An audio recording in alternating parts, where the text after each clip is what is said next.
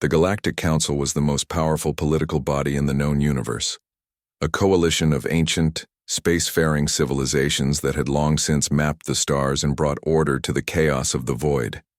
Each member species had earned its place through centuries, if not millennia, of technological advancement, social development, and galactic cooperation.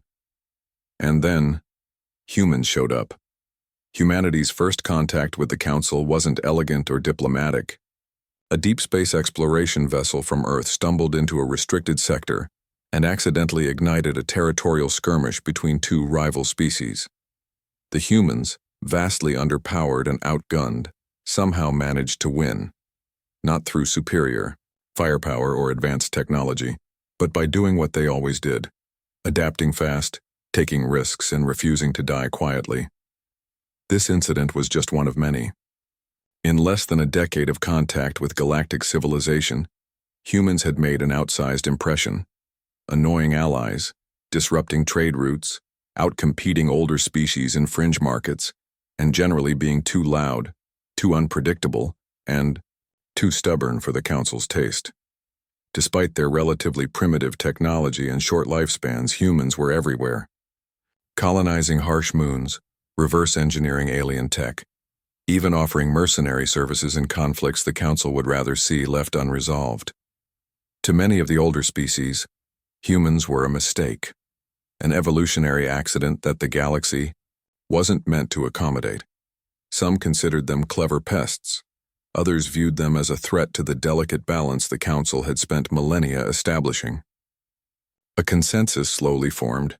Humanity needed to be managed. That's when the idea of Project Obsidian was born. Framed publicly as a goodwill mission, the Council announced that humans had been selected to pioneer settlement on a planet at the edge of the galactic frontier, Virex 9, classified as a Class 0 death world. According to Council records, this was the most inhospitable planet ever logged. Its surface plagued by seismic instability, a poisonous atmosphere, mega predators, and erratic weather systems that defied orbital prediction. Over a dozen other species had attempted to establish a foothold there. All had failed. Most had perished. To the public, this was a gesture of trust, an offer for humanity to prove itself on the grand stage. Privately, it was exile, a death sentence dressed up in noble rhetoric. The Council expected that within weeks, the human expedition would be wiped out by Virex 9's savage environment. Problem solved. A multinational human team was assembled. Soldiers, scientists, engineers, and survivalists. Some suspected the truth. Many didn't care. Earth governments, eager for political clout and new territory, treated it as a historic opportunity. Media hailed the mission as a new frontier for mankind, while more skeptical voices were drowned out in the excitement. So the humans were sent, not with the best tech, but with just enough to make survival seem possible, just enough to maintain the illusion. The Council watched from orbit, waiting for the disaster to unfold. But what they didn't understand, what they never understood, was that Earth itself was a death world. A softer one, maybe. But humans had evolved with predators, viruses, wars, and apocalypses. Death was their oldest companion. The Council had made a critical error. They hadn't sent humans to die. They had sent them home. The approach to Virex 9 was grim. From orbit, the planet looked like a wound in space. Swirling black storms, jagged continents, and oceans that boiled and refroze within hours. The human expedition's ship, the Aegis Dawn, carried a crew of 142 individuals from Earth and its colonies. Among them were engineers, biologists, ex-soldiers, medics, and survival experts, people who had volunteered or been assigned under the pretense of glory and interstellar pioneering.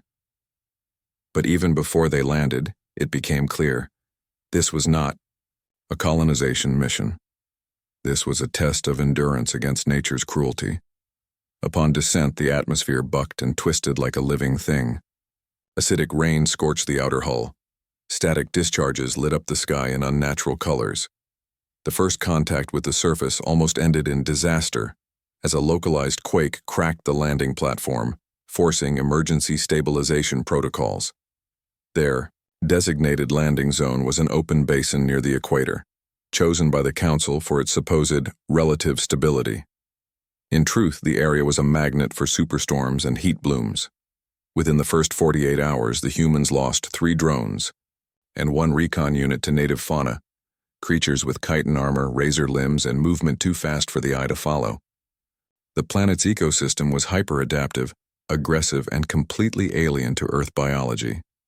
But the crew did what humans always do under pressure. They got to work. Instead of panicking, they observed. Instead of retreating, they adjusted. Field. Scientists recorded patterns in predator behavior and identified microclimates that offered brief windows of safety. Engineers retrofitted standard prefab modules into heat-resistant bunkers, shielding the interiors with a resin created by melting down a native plant that turned rubbery under high temperatures. Even the planet's toxic atmosphere, laden with ammonia, sulfur, and microscopic parasites, became a manageable threat once a team hacked their filtration systems to mimic the metabolic process of one of the native insect-like species. It wasn't pretty, but it worked. Breathing through biohacked masks, the crew began venturing out farther, mapping terrain, setting up perimeters, and scavenging. On day 6, they discovered the remains of a previous alien settlement. Nothing more than charred skeletons and rusted machinery. Whatever species had been here before had relied entirely on tech and brute force. The humans took a different approach. They studied how native flora absorbed heat, how certain creatures burrowed during storms, and how others clustered together for warmth and protection. They learned with the planet, not against it. Tensions did exist. Supplies were limited. Communications with Earth were intermittent, and the psychological toll of constant danger wore down even the strongest minds. But instead of fracturing, the crew bonded.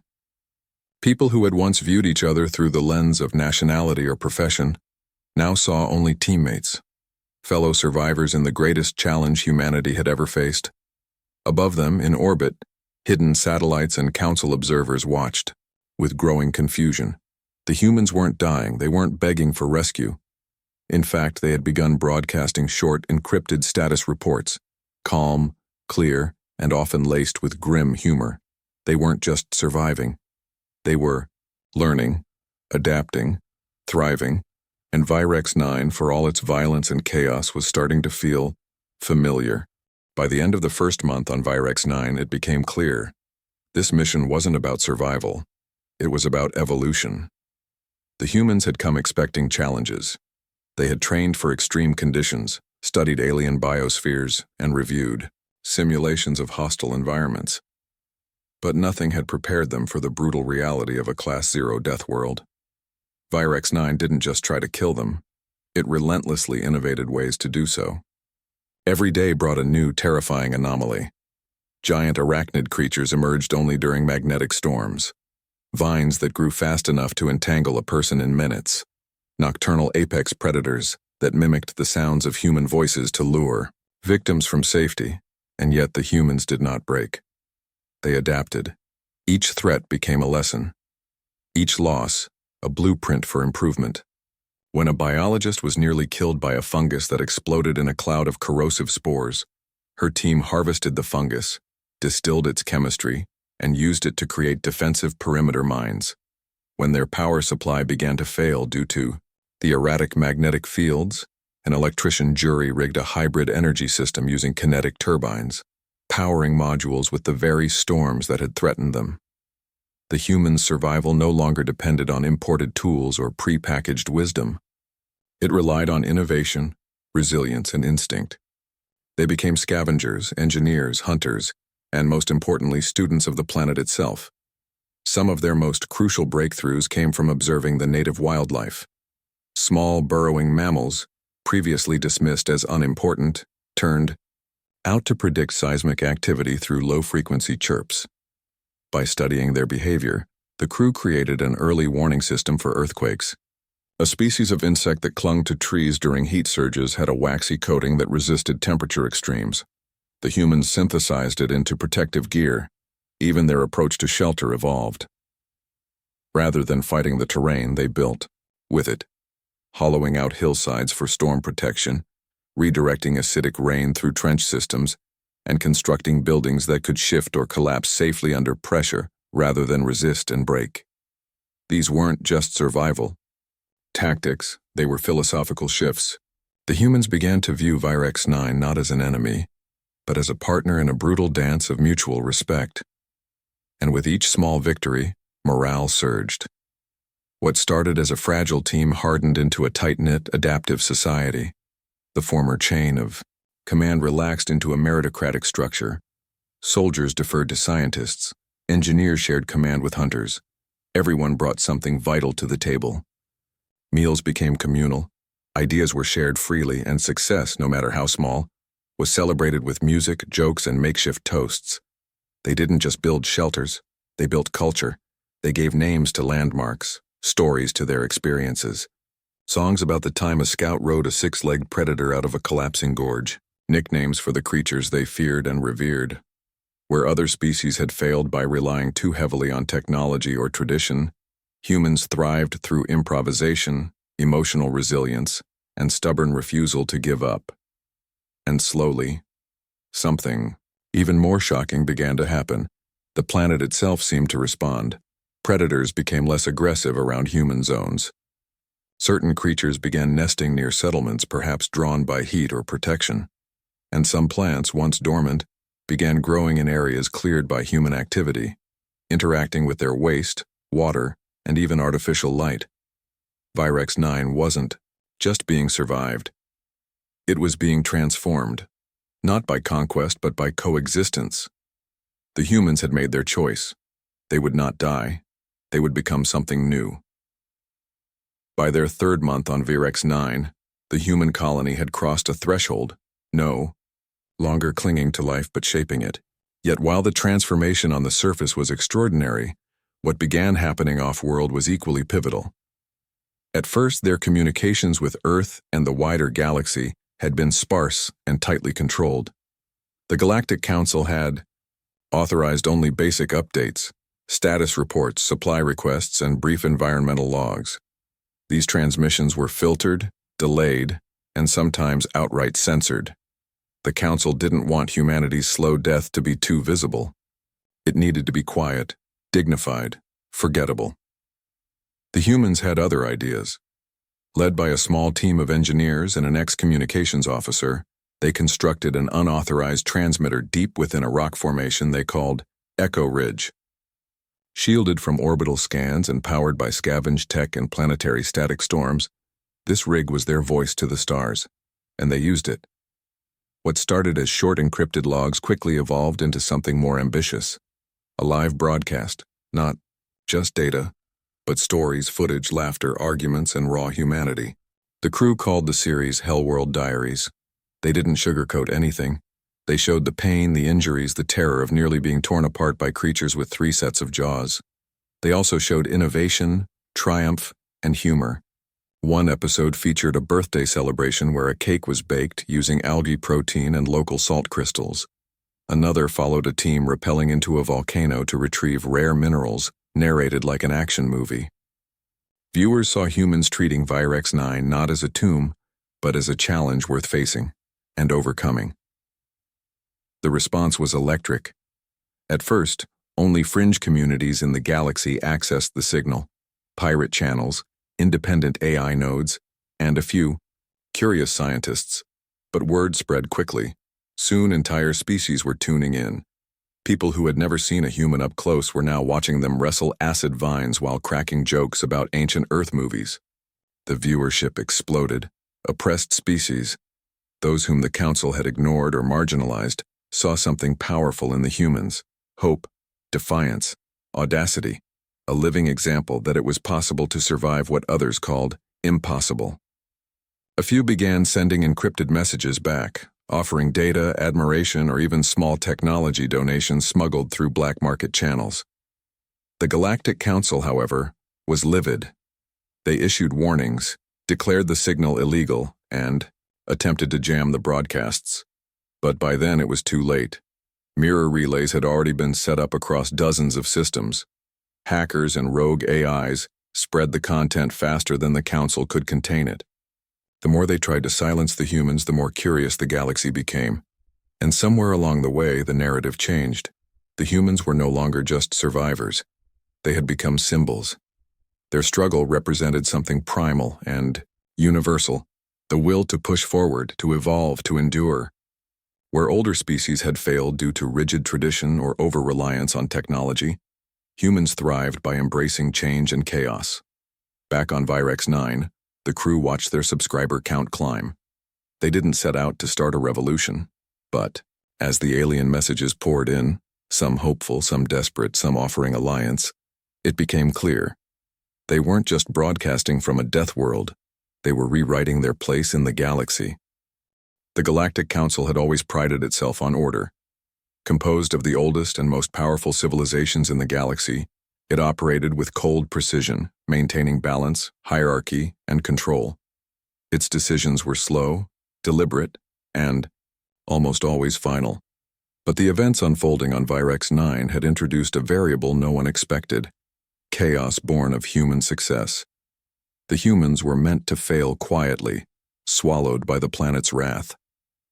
Instead, they had turned a death sentence into a proving ground. Their broadcasts, unsanctioned, emotional, and wildly popular, had bypassed council filters and inflamed curiosity across the stars. And worse, sympathy. Within the council, reactions were mixed and heated. The Phyrexian Union, a crystalline species known for its adherence to law and structure, called for immediate termination of the Virex 9 project. They viewed the human broadcast as a breach of council communications protocol and a threat to interstellar stability. Their influence grows unchecked, one ambassador warned, and they inspire rebellion. The VAR Collective, a race of hive-mind insects, was more pragmatic. They saw potential in humans, allies who could thrive where others perished, a tool that could be pointed at other unsolvable problems. If they survive Virex 9, their queen mind suggested, what else might they be useful for? Meanwhile, the Delcari Ascendancy, one of the founding races of the Council, was appalled. Their representative argued that humanity's behavior was reckless and dangerously charismatic. They make a mockery of pain, she said during a heated session. They laugh in the face of extinction, and others now believe they can too. Whispers spread of rebellion in border systems, young species refusing council mandates, invoking the humans as justification for autonomy. Underground networks replayed Hellworld diaries as propaganda, with subtitles and commentary added in dozens of languages. The council had lost control of the narrative. In response, covert action was proposed: sabotage, assassination, a silent strike to wipe out the colony and restore galactic harmony. But there was a problem. The humans were no longer isolated. Their allies, clandestine but growing, were feeding them intelligence. Even a few council-aligned scientists, fascinated by the human success, were secretly passing along warnings and tech suggestions. And worse still, Virex 9 itself was changing. Satellites showed measurable shifts in climate and terrain around human outposts. The storms weakened in those zones. Some predators altered their hunting paths to avoid human activity. It was subtle, but unmistakable. The humans weren't just surviving. They were influencing planetary behavior. The scientific implications terrified the Council. What kind of species tames a death world? A final emergency session was called. Proposals ranged from quarantining the planet to deploying a full military blockade, but voices from younger council members urged caution. Some even spoke in favor of humanity. Maybe it's not the planet that changed, one said. Maybe we're the ones who need to. With the council paralyzed by indecision, action slipped from their hands. Back on Virex 9, the humans were unaware of the exact nature of the debate, but they knew they were being watched. They fortified their communications. They armed themselves. They built alliances in shadows. The council had failed to eliminate them. Now they faced a new dilemma. How do you stop a species that refuses to die and inspires others to do the same? By the 6th month on Virex 9, The human colony no longer resembled a fragile outpost. It had become something entirely new. Reinforced structures now dotted the brutal landscape, built not in defiance of nature, but in synergy with it. Weather adaptive, shelters, geothermal power systems, bio-integrated farms, and semi-domesticated native creatures surrounded their base. The humans weren't just surviving, they were thriving, innovating, building, growing. And for the first time in galactic history, they were being followed. What had begun as curiosity across the galaxy evolved into quiet admiration, and then bold imitation. Other fringe civilizations, marginalized by the Galactic Council, began reaching out openly. Encrypted transmissions arrived daily, blueprints for alien tech, offers to trade, requests for advice, and most critically, philosophical alignment. Entire colonies across different systems began referring to themselves as pathfinders, in honor of the humans. The humans, to their surprise, had become leaders. This wasn't the kind of power the Council could regulate. It wasn't military, economic, or technological in the traditional sense. It was cultural, emotional, and infectious defiance. The humans had done what no species had dared. They turned the worst conditions imaginable into a proving ground for unity and adaptation. That kind of power couldn't be bought or legislated. It had to be earned, and the galaxy knew it. The crew of the Aegis Dawn didn't see themselves as heroes. They still buried their dead. They still fought terrifying predators and endured soul-crushing storms.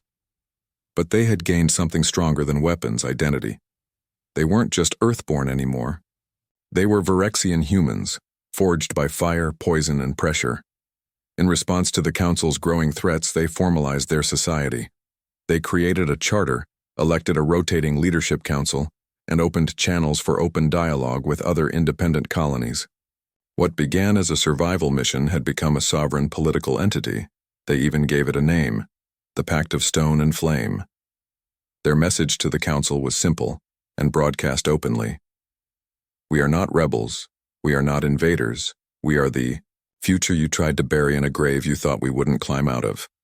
But we did. We climbed. We learned. We endured. And now others follow. We are not coming to burn your halls down, but we will no longer ask for a seat at your table. We're building our own. The broadcast sent shockwaves through the galaxy. The Council's oldest powers began fracturing internally. Civil unrest spread across dozens of member worlds, especially among younger populations. Demands rose to reevaluate humanity's status, to recognize them not as an experiment or anomaly, but as equals. Some council races began breaking ranks. Quietly, one by one, they reached out to the humans under the table, offering trade, research, or alliance. The humans never asked to lead. They just refused to quit, and in doing so, they became something the Council had never prepared for: a movement. One not built on conquest or supremacy, but on grit, cooperation, and the will to evolve in even the most merciless of environments. Virex 9 had not killed them. It had revealed what they truly were: species built for the impossible,